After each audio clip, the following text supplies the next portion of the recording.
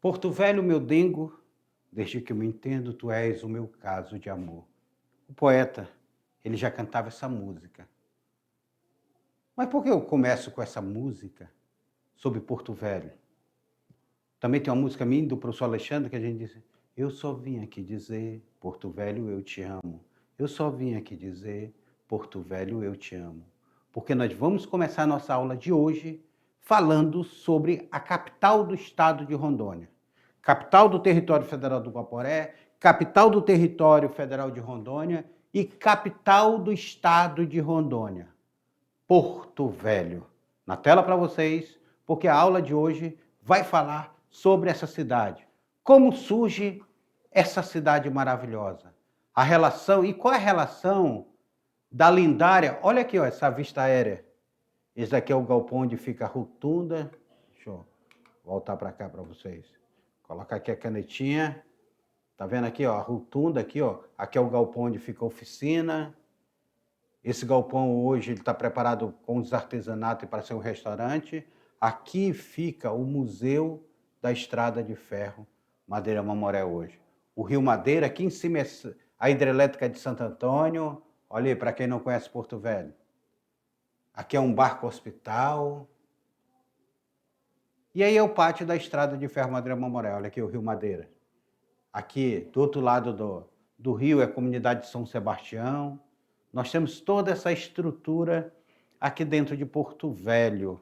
Mas nós temos que observar, em 1907, quando começa a construção da Estrada de Ferro Madeira Mamoré, ainda não existia essa palavra Porto Velho aqui. Ainda não se tinha Porto Velho. Olha aqui, até coloquei aqui uma foto colorizada pelo Luiz Claro, de Porto Velho da década de 70. Olha os carros da década de 70. Fusca, Rural e vários outros carros da época aí. Porto Velho, do ano de 1907, nasce sobre a estrutura da ferrovia à cidade de Porto Velho, dando origem ao mais novo empreendimento industrial de grande vulto daquela época. Só que ainda não tinha sido criado Porto Velho em 1907. Nasce a Estrada de Ferro Madeira Mamoré, mas nasce a Estrada de Ferro Madeira Mamoré, mas ainda não nasce Porto Velho. Aqui atrás de mim está o mercado, era o mercado municipal, que é como se fosse o shopping da época. Hoje, depois que ele pegou fogo, depois que ele foi reconstruído, só tem uma parte dele e ele é chamado hoje de mercado cultural. Tem apresentações culturais. E Porto Velho, ela começa a surgir como essa cidade cosmopolita, feita por várias pessoas vindo de várias partes do mundo. Porto Velho tem essa característica. Vieram pessoas trabalhar na Estrada de Ferro Madeira Mamoré e essas pessoas são de várias partes do mundo. O mundo se encontrava em Porto Velho neste momento. Mas Porto Velho vai surgir a partir da Estrada de Ferro Madeira Mamoré. Olha o hino de Porto Velho que nos fala: nasceste do calor das oficinas, do Parque da Madeira Mamoré, pela forja dos bravos pioneiros, imbuídos de coragem e de fé. És a cabeça do estado vibrante, és elementos que energia gera. Então tem toda essa característica, o hino ele traz toda essa característica de Porto Velho. Essa cidade que ela surge, a princípio, como uma cidade ribeirinha, à margem do Rio Madeira, mas que infelizmente depois ela vira de costa para o Rio Madeira. Vira suas costas para o Rio Madeira. Porto Velho. Tendo um pouquinho mais na aula, aí, na tela. A cidade nasce no estado do Amazonas. Porto Velho pertenceu ao Amazonas, tá? Era a última cidade do estado do Amazonas, antes de ser criado o território federal do Guaporé, a 7 quilômetros abaixo de Santo Antônio, com alojamentos, residências, usina elétrica, telefonia, coisa moderna, muito moderna para a época. Eu quero lembrar vocês que a empresa que construiu a Estrada de Ferro Madeira Mamoré foi a empresa dos Estados Unidos da América, foi uma empresa americana. Por isso que ela trouxe o que tinha de mais moderno lá, ó. Captação de água, um hospital, o Hospital da Candelária vai ser construído aqui, ó. porto fluvial, armazém, lavanderia, fábrica de gelo e de biscoito, que fazia parte dessa estrutura da estrada de ferro Madeira Mamoré. Então, Porto Velho ele nasce com uma estrutura bem moderna para a época, bastante moderna para a época. Em 1914 é criado o município de Porto Velho, através da Lei 757, pelo governador do Amazonas, Jonatas de Freitas Pedrosa. Jonatas Pedrosa, ele era governador de onde? Do Amazonas. E ele cria, em 1914, esta nova cidade. Aí embaixo eu coloco mais uma foto de Porto Velho, mais uma foto antiga de Porto Velho, para nós olharmos que o Porto Velho ele acabava aqui no centro. Além do centro não tinha mais nada. Porto Velho era limitado aqui no centro. Aqui já era só mata. Fechador está tudo derrubado, tudo virou cidade aí. Tanto é que é centro de Porto Velho, olha. Em 1915 e 1924, o superintendente major de engenharia do Exército, Major Guapindaia, Fernando Guapindaia, administrou a cidade. Então ele vai ficar aí um bom tempo, 9 anos, administrando Porto Velho. De 1924 a 1930, Porto Velho deixa de ter o poder legislativo, devido ao governo revolucionário do Amazonas, que se instalou até 1930. Lá no Amazonas teve um governo revolucionário, nós tivemos, naquele momento, o fechamento de todas as assembleias, todas as câmaras de vereadores. E Porto Velho perde o seu poder legislativo. Mas qual o significado do nome da cidade Porto Velho? Existem várias teorias de significado. O motivo do nome da cidade, qual é? Qual é o nome da cidade? Pessoal, vem cá comigo. Porto Velho existe uma lenda, a lenda do velho Pimentel. Figura essa que nunca foi descoberta. Quem era esse Pimentel? Então, ficou na lenda. Porto Velho, de onde se caçava antas ali, se fazia caça na Praça Jonatas Pedrosa. Mas o mais aceito é que Porto Velho tenha vindo do destacamento militar da Guerra do Paraguai que ficava aqui nessa região. As pessoas se referiam, olha, vamos até o Porto Velho dos Militares, que ficava nessa região onde hoje é o Cainágua, aqui em Porto Velho. Os militares vieram no período da Guerra do Paraguai para cá. E aqui se instalaram. E eles diziam, olha, vamos ao Porto Velho dos Militares. Vamos ao Porto Velho dos Militares. Então, pelas pesquisas feitas pelo historiador Emanuel, ele via esse primeiro significado da palavra Porto Velho. Mas, na tela para vocês aí. Na tela para vocês, de onde sai isso daí? O norte-americano Percival Farquhar, responsável pela construção da estrada de ferro, após o Tratado de Petrópolis, mudou o início das obras para um novo local. Dificuldades de ancorar grandes embarcações em Santo Antônio. Santo Antônio ficava perto das cachoeiras, né? Então, havia uma dificuldade muito grande para ancorar embarcações. Aí Farquhar define que o ponto de partida seria o antigo Porto Velho dos Militares. Tá? Uma referência ao ponto de apoio utilizado pelo Exército Brasileiro da Guarda Imperial durante a Guerra do Paraguai de 1864 a 1870.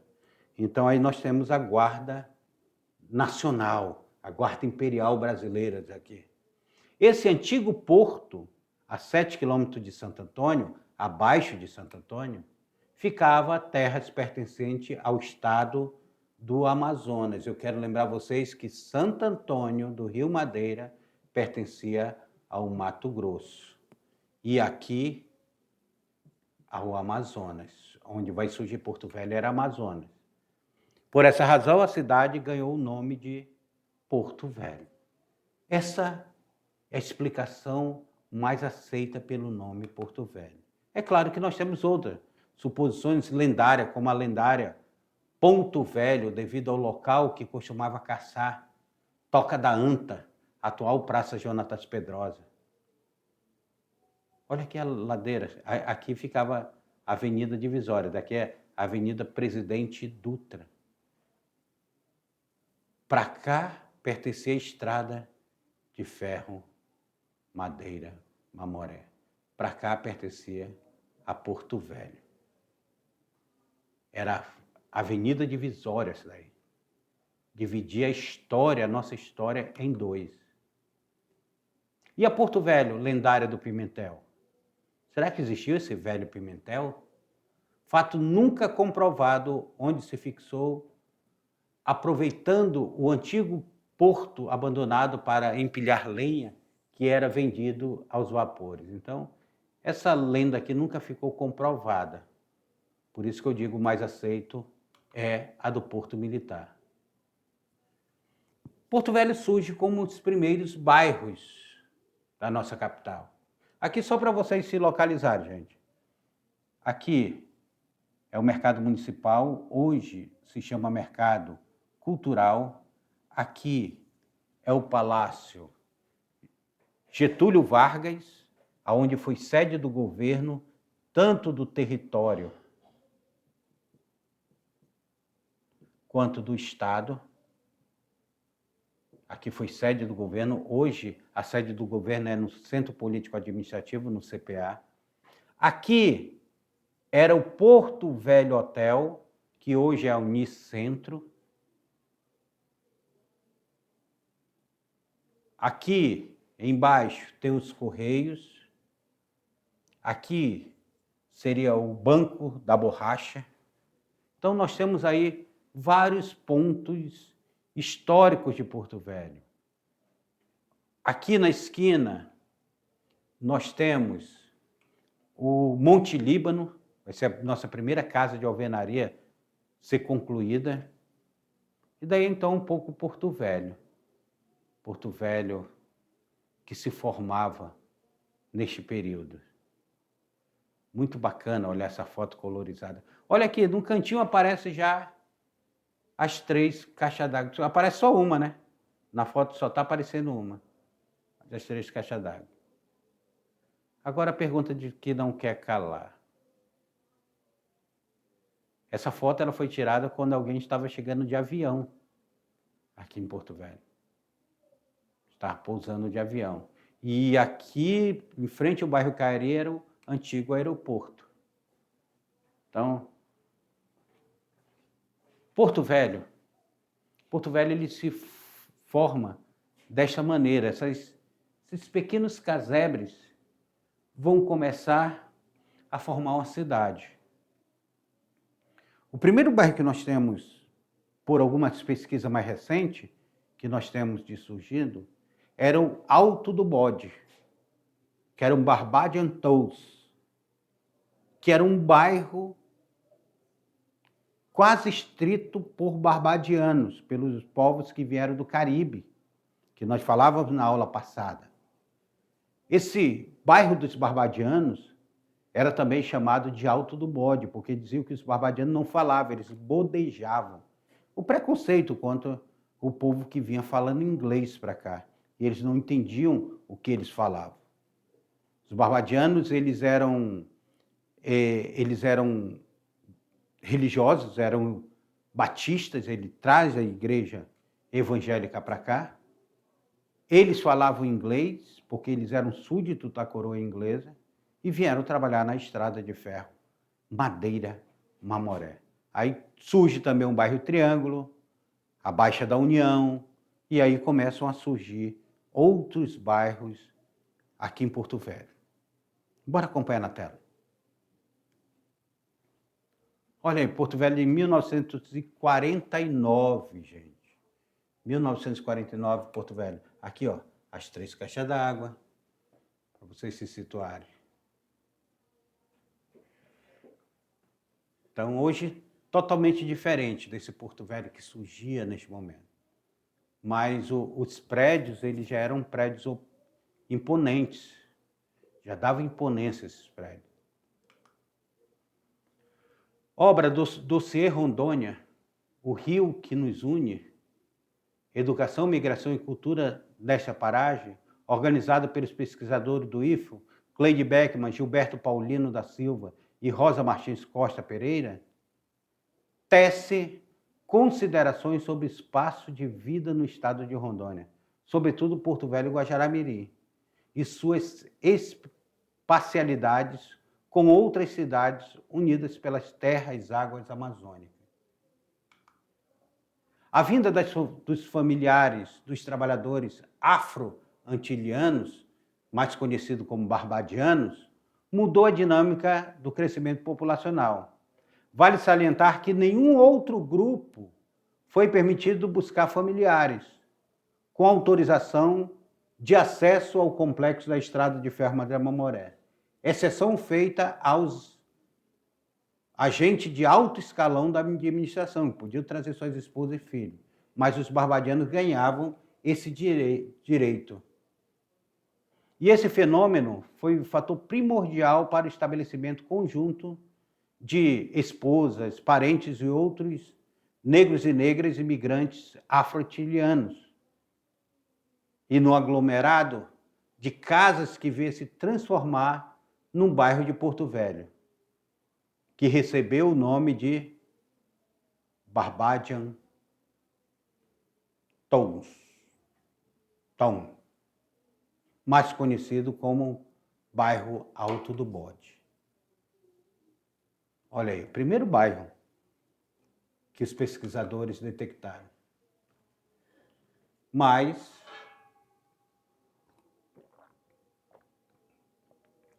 em 1914, só vai começar a surgir outros bairros, como o bairro Triângulo, que obrigava o trabalhador da estrada de ferro, estava muito próximo do pátio da ferrovia, o que facilitava o acesso desses trabalhadores que escolheram estrategicamente seu local de resistência. Muitas famílias tradicionais moravam no bairro Triângulo, como algumas famílias de barbadianas. Então, um triângulo aqui, ó. Aqui era o Alto do Bode. Depois, aqui atrás, vai começar a surgir o triângulo. Esse é o pátio da Estrada de Ferro Madeira Mamoré.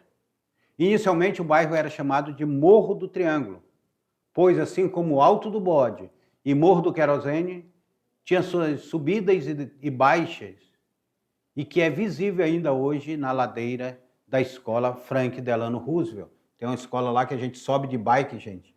É uma dificuldade. Deixa eu falar para vocês aqui. Pensa numa ladeira íngreme. A gente vem no embalo para subir de bicicleta, tem que colocar na marcha lenta, e a gente sobe, a gente faz o bike história por ali. Não é fácil não. Mas Porto Velho começa a se formar nos morros. Morro do Alto do Bode, que é o Barbadian Toes, o Barbadiano, o Morro do Triângulo, o Morro do Querosene. São morros depois que alguns deles vão ser derrubados posteriormente. Mas tem uma música que ela fala assim, ó: só na beira do Madeira, Porto Velho tem ladeira. Só na beira do Madeira, Porto Velho tem ladeira. Porto Velho é uma cidade tão plana, que nós só vamos ver ladeira nessa região aqui, ó, próximo ao Rio Madeira. O restante de Porto Velho é plana. É por isso que nós temos muitas alagações aqui, que quando chove a água não tem por onde escorrer, que a cidade é plana, não tem um desnível. Aí tem que fazer aquele sistema de drenagem bem profundo para poder dar o escoamento na água da cidade. Não é fácil não. Não é brincadeira não mexer com Porto Velho, viu? Tá? Porto Velho se forma. Na tela aí para vocês.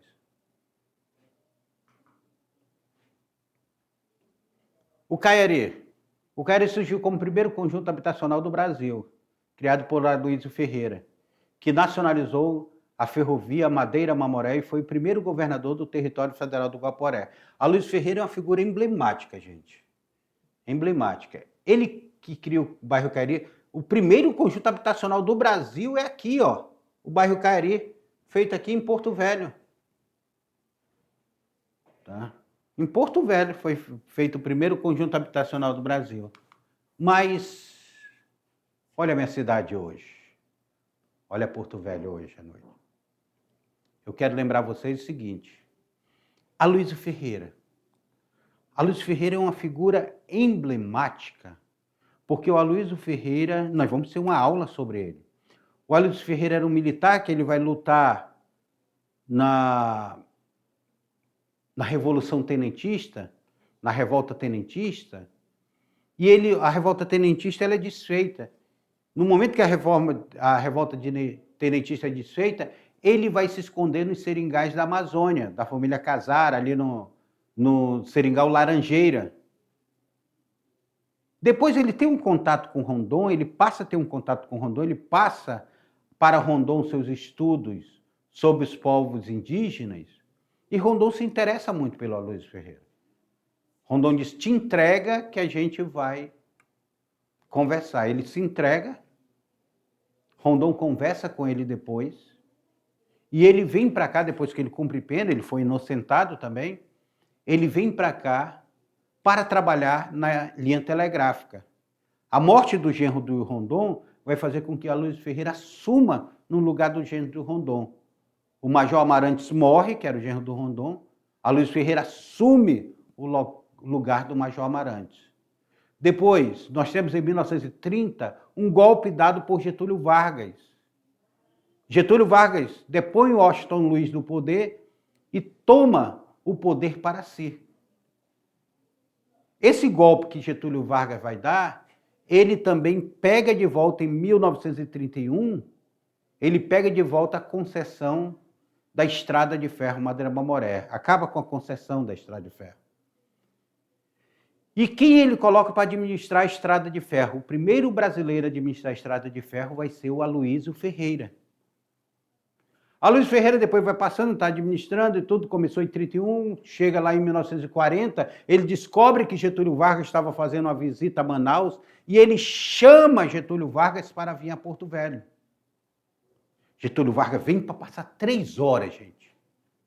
Ele passou 3 dias em Porto Velho, Getúlio Vargas. Inaugurou o Correio, inaugurou o bairro Cairi, fez festa com a sociedade de Porto Velho, fez todo um aparato aqui, teve para o Aloysio Ferreira. Imagina, o presidente da República passando 3 dias na tua casa. Tu consegue imaginar o alvoroço que foi na sociedade? Teve desfile militar, teve desfile das escolas. E aí, Getúlio Vargas vai embora. E o Aloysio Ferreira fica fazendo essa articulação. Não é à toa que em 1943 é criado o território federal do Guaporé, por articulação do Aloysio Ferreira. Eu só quero te dizer para vocês assim que o Aloysio Ferreira, politicamente, e a sua influência, ela foi grandiosa, grandiosa para a nossa cidade e para o nosso estado. Porque é essa articulação de Aloysio Ferreira que vai fazer ter a criação do território federal do Guaporé. E aí, para um pulo de ser território federal de Rondônia e para ser estado de Rondônia. Mas isso eu vou contar para vocês em uma outra aula. Na tela aí, fique com a vista dessa cidade maravilhosa. Porto Velho, meu dengo, desde que eu me entendo, tu és o meu caso de amor. Cidade esplêndida, cidade maravilhosa, cidade acolhedora, Porto Velho.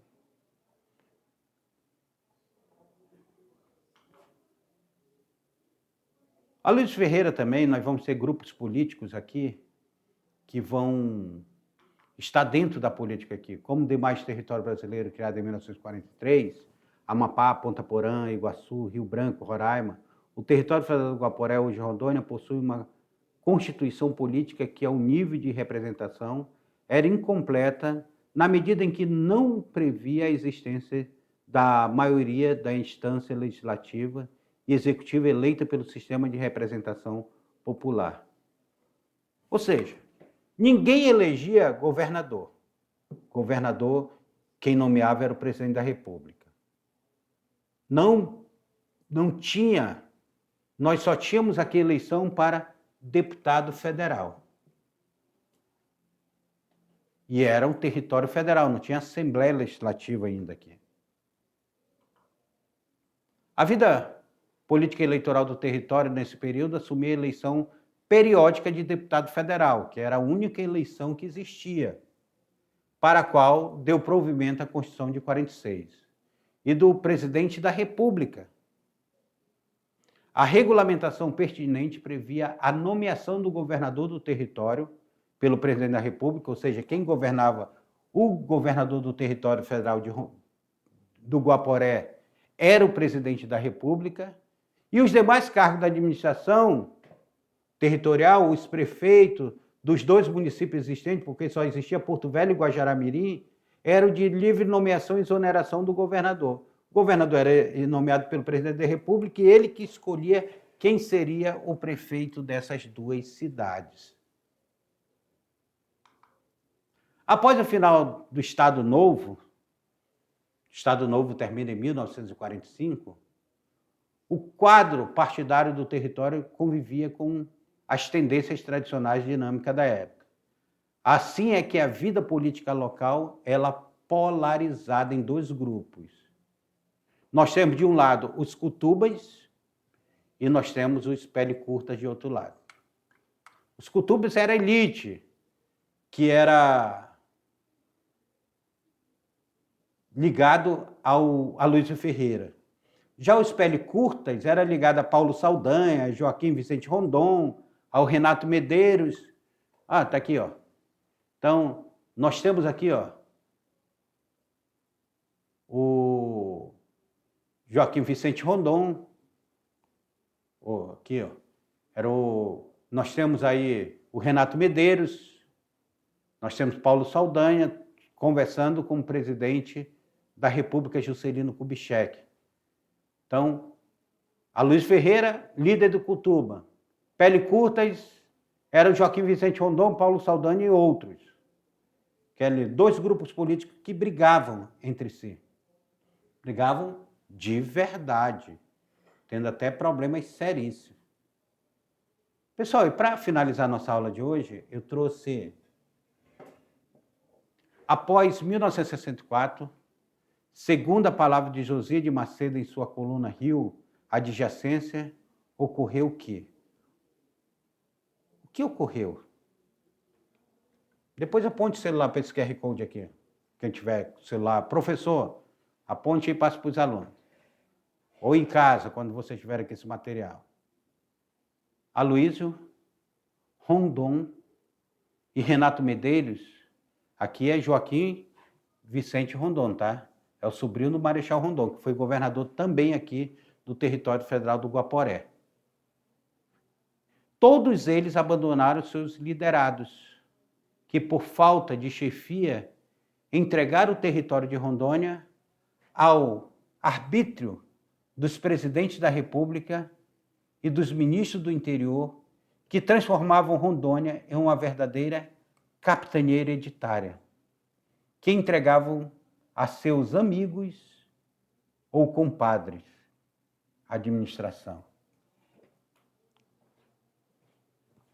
Depois da briga desses grupos políticos, nós vamos ver Rondônia sendo entregue a governadores biônicos. Era dado esse apelido porque eles vinham de fora, não conheciam nada da realidade. Muitos batiam o pé aqui e voltavam. Muitos vinham para cá, tomavam posse e administravam de fora, até haver o processo de redemocratização do Brasil. Rondônia vai passar por esse período de governadores indicados pelo governo federal. Até que em 1981, o território federal do Guaporé se transforma em estado de Rondônia. Vou dar esse tempinho aqui para vocês aproveitarem para ser mais tempo ainda para o momento interativo que nós vamos fazer na aula de hoje. Já já eu volto para vocês explicando o momento interativo. Até lá!